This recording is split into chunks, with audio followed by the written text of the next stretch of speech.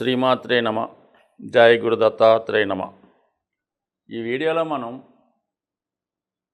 July 1వ తారీఖు నుంచి డిసెంబర్ 31వ తారీఖు మధ్యలో జరిగే సుమారుగా ఒక అర్ధ సంవత్సర ఫలితాలు 2024లో రెండవ భాగం ఏ విధంగా జాతకుడికి ఉండబోతుంది. అయితే మనం జనవరి నుంచి జూన్ వరకు జరిగిపోయినటువంటి జాతకాన్ని వాటి యొక్క స్థితిగతుల్ని ఇంకొకసారి రివ్యూ చేసుకొని కనీసం జరిగిపోయినటువంటి పొరపాట్లు అవ్వచ్చు, లాభ నష్టాలు అవ్వచ్చు, ఈ రాబోయే అర్ధ సంవత్సరంలో సరిదిద్దుకునే విధంగా గ్రహాలు ఇస్తున్నటువంటి అవకాశాలు ఏ విధంగా ఉపయోగించుకోవాలి అన్నటువంటి ఉద్దేశంతో ఇది కేవలం ఒక రివ్యూ లాగా, ఒక రివిజన్ లాగా చెప్పడం జరుగుతుంది.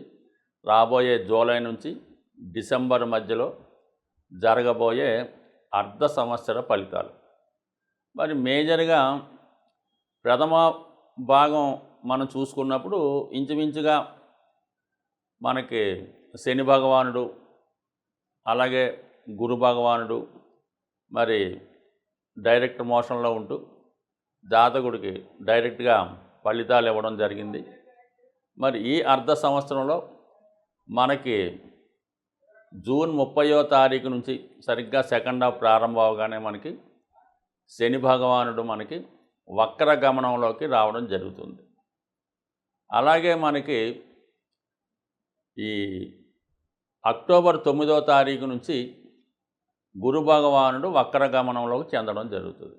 అయితే ఈ వక్ర గమనం చెందడం వల్ల మరి జాతకులకు వచ్చే ఉపయోగం ఏంటి, గ్రహాలకి ఏ విధమైనటువంటి స్వాతంత్రం వస్తుంది అన్న విషయాన్ని గమనిస్తే కన్యా రాశి వారికి జూలై టు డిసెంబర్ అర్ధ సంవత్సర ఫలితాలు కొంతవరకు జరిగిపోయినటువంటి 6 నెలల కన్నా ఇవి ఒక విధమైనటువంటి పరీక్షా సమయం లాంటివి.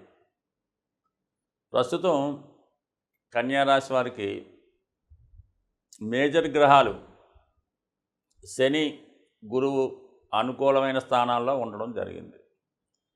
శని భగవానుడు 6వ స్థానంలో ఉండడం వల్ల ఉద్యోగపరంగా చాలా అనుకూలంగా ఉన్నప్పటికీ కూడా మరి ఈ అర్ధ సంవత్సర ప్రారంభంలో జూన్ 30వ తారీఖు నుంచి వక్ర గమనంలోకి రావడం జరుగుతుంది. వక్ర గమనంలోకి రావడం అంటే ఇంచుమించుగా స్వతంత్రుడై 5వ భావ ఫలితాలు కూడా ఇవ్వడం జరుగుతుంది. అంటే గతంలో మీరు 5వ భావానికి సంబంధించినటువంటి ఏవైనా పొరపాట్లు చేసి ఉన్నా వాటిని సరిదిద్దే ప్రయత్నం చేయడం జరుగుతూ ఉంటుంది. అలాగే గతంలో మీకు ఏమైనా అవకాశాలు మిస్ అయి ఉన్నా తిరిగి వాటిని ఇచ్చే ప్రయత్నం కూడా శని భగవానుడు చేస్తాడు. అంటే శని ఈ కన్యా రాశి వారికి ఉపయోగపడే గ్రహం. అంటే రాష్ట్రాధిపతి బుధుడికి శని మిత్రగ్రహం అవుతూ ఉంటాడు.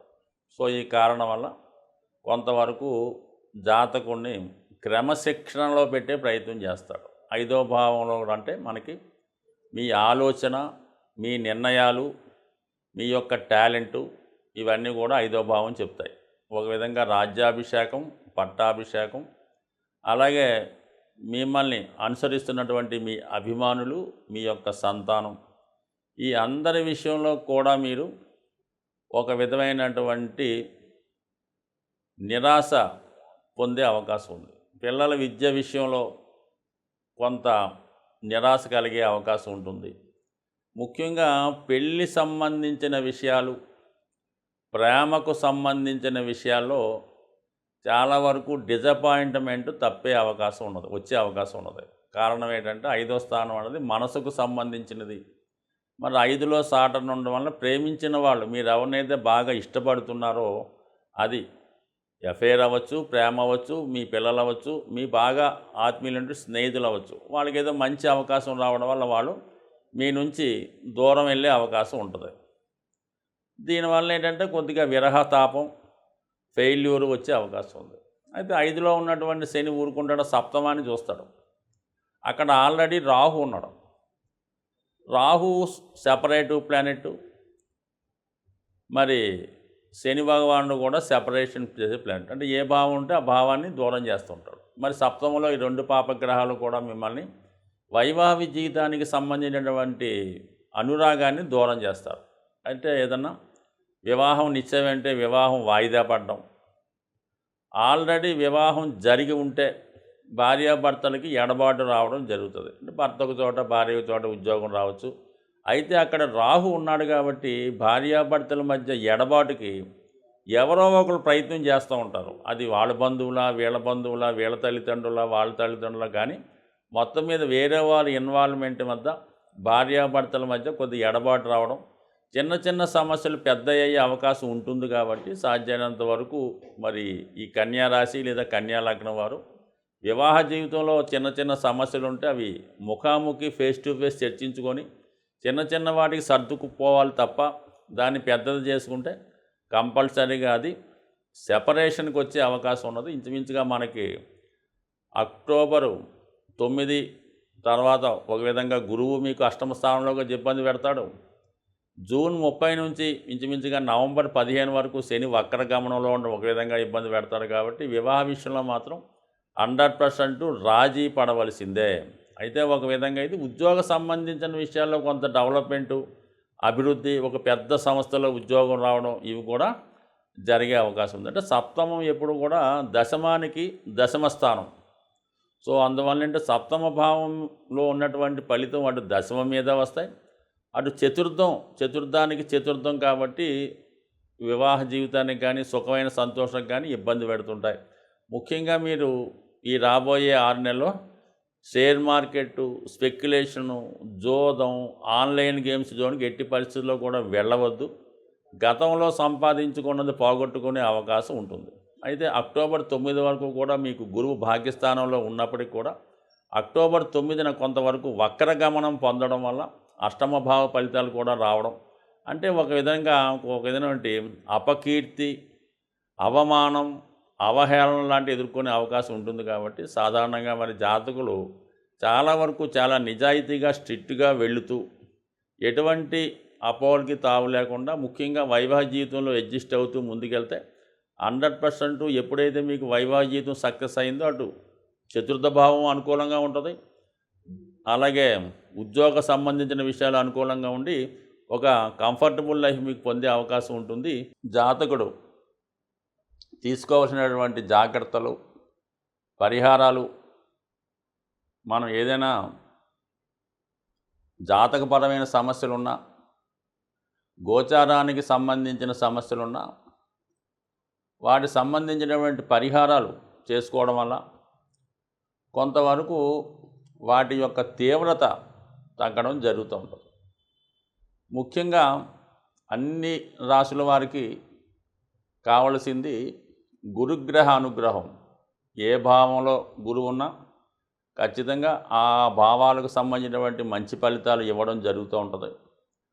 గురుగ్రహ అనుగ్రహం కోసం ఎప్పుడన్నా సరే మీరు గోవుల్ని సేవించడం వల్ల, ఎక్కువగా గురువు యొక్క ఆరాధన, అంటే మనకి ప్రత్యక్షంగా ఉన్నటువంటి మీకు విద్య నేర్పిన గురువు అవ్వచ్చు, ప్రస్తుతం మరి షిరిడి సాయిబాబా వారు, దత్తాత్రేయులు వారు, అలాగే వెంకయ్య స్వామి గారు, రాఘవేంద్ర స్వామి, ఇటువంటి వారికి దేవాలయాల్లో మరి అక్కడ దేవాలయాన్ని దర్శించి తగు విధంగా గురువుని సేవించడం చేయడం వల్ల జాతకంలో గురువు బలవంతుడై మీకు మిగతా గ్రహాలు కూడా అనుకూలించే ఫలితం ఇవ్వడం జరుగుతుంది. ఇంకా తీవ్ర ఇబ్బందుల్లో ఉన్నవాళ్ళు, ముఖ్యంగా అనారోగ్య సమస్య కానీ బాగా ఫైనాన్షియల్ స్ట్రగుల్ ఉన్నవాళ్ళు ఏం చేయాలంటే వారు గోశాల దర్శించి ఆ గోశాలలో వీరు ఎంత బరువు ఉన్నారు చూసుకోండి. సుమారు ఒక 60 కేజీలు ఉంటాయి.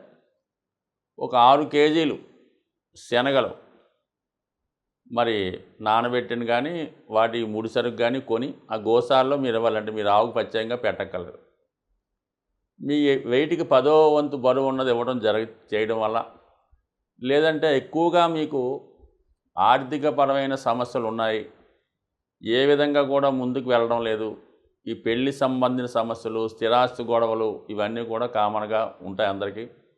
వాళ్ళు ఏం చేయాలంటే మీరు ఒక అరటిపళ్ళు గెల ఏదైనా కొద్దిగా మనం ప్రయాణం చేస్తే మరి రోడ్డు దాటిన తర్వాత కొద్దిగా రిమోట్ ఏరియాకి వెళ్తే ఎక్కువ కోతులు ఉండే ప్రాంతాలు వస్తుంటాయి. ప్రతి ఒక్క ఊర్లో కూడా చిన్న చిన్న అడవులు అవి ఉండడం వల్ల కోతులు ఉంటుంటాయి. ఆ కోతులకి రోడ్డు మీద కాకుండా సైడు ఈ అరటిపళ్ళు గెల ఏ పండు ఆ పండు ఎరగొట్టి కోతులకి ఆహారంగా పెట్టడం. ఇంకా ఓపిక ఉన్న వాళ్ళు ఏదన్నా సరే అరటిపళ్ళతో పాటు ఈ మొక్కజొన్నలు అవ్వచ్చు, మామిడి పళ్ళు అవ్వచ్చు, ఏవైనా సరే మరి కోతులకి ఆహారం పెట్టడం వల్ల ఆర్థికపరమైన సమస్యలు ఏ సమస్యని ఇంకా నో డౌట్ ఇంకా మీరు కోతులకు ఆహారం పెడితే మీకు ఎంత క్లిష్టమైన సమస్య అయినా 100% పరిష్కారం అయ్యే అవకాశం ఉంటుంది. ఇక అలాగే శని భగవానుడి యొక్క అనుగ్రహం కావాలి. ఏలినాడు శని, అష్టమ శని, వక్ర శని అనేక రకాలు జరుగుతుంటాయి. ఎప్పుడన్నా సరే మీరు శని భగవాన్ అనుగ్రహం కావాలంటే కేవలం శనికి తైలాభిషేకం, అలాగే శివుడికి రుద్రాభిషేకం కామన్గా చేసుకోవచ్చు. కానీ ఫిజికల్గా కూడా మీరు కష్టపడవలసి ఉంటుంది. మాన్యువల్గా మీరు చేసుకోగలమంటే మీరు మాన్యువల్గా ఆ వర్క్ చేసుకోండి. ముఖ్యంగా ఎవరైతే నిరాశ్రులై ఉంటారో, వృద్ధులై ఉంటారో, రోగగ్రస్తులై ఉంటారో వాళ్ళకి మీకు తోచిన విధంగా సేవ చేయగలిగితే సేవ చేయండి. వాళ్ళు ఏదైనా రోడ్డు దాటడానికి అవసరమైతే సహాయపడండి. లేదంటే వారికి కప్పుకోనక దుప్పటి కానీ, తినడానికి మంచి ఆహారం కానీ, ముఖ్యంగా మెడిసిన్స్ వాళ్ళకి ఒక నెలకి 2 నెలలకు సరిపోయే మందులు ఇవ్వడం కూడా ఖచ్చితంగా మీకు శని భగవానుడు అనుగ్రహించే అవకాశం ఉంటుంది. దాని తర్వాత ముఖ్యంగా రాహు ఎక్కువ ఇబ్బందులు పెడుతుంటాడు. అత్యాశ వల్ల దుర్మార్గమైన పనులు చేయడం వల్ల జాతకులకి ఎక్కువగా జైలు శిక్షలు, లేదంటే ఈ ఏదన్నా మర్డర్లో చిక్కుకోవడమో, లేదంటే ఎవరన్నా వాళ్ళని హత్య చేయడం ఇలా జరుగుతుంటుంది. అంటే ఏ కార్యక్రమాలు చేస్తుంటాడో వాడు ఆ విధంగానే మరణిస్తూ ఉంటాడు అన్నమాట. సో అటువంటిది వాటికి రాహు కారణం అవుతుంటాడు. కాబట్టి రాహు యొక్క తీవ్రత తగ్గాలంటే కంపల్సరిగా మరి అమ్మవారి యొక్క ఆరాధన చేసుకోవడం, చండీ హోమం లాంటివి చేసుకోవడం మంచిది.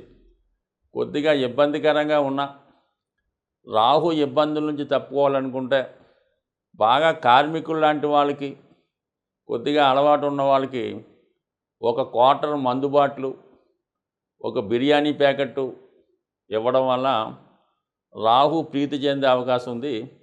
సో ఇది ఒక విధమైనటువంటి తాంత్రిక రెమెడీగాను, లాల్ కితాబ్ రెమెడీగాను పనిచేసే అవకాశం ఉంది. సో ఏదైనా రెమెడీ అనేది ఖచ్చితంగా పనిచేస్తుంది. అది కూడా మన కర్మను బట్టి, ఈవేళ రేపా ఎల్లుండి అన్నది అది మీ చేసే విధానాన్ని బట్టి, మీ జాతకాన్ని బట్టి కూడా ఉంటుంది. బ్యాంకులో దాచిన ధనం ఏ విధంగా సేఫ్గా ఉంటుందో మనం చేసినటువంటి ప్రతి పరిహారం కూడా అలాగే నిక్షిప్తమై ఉంటుంది.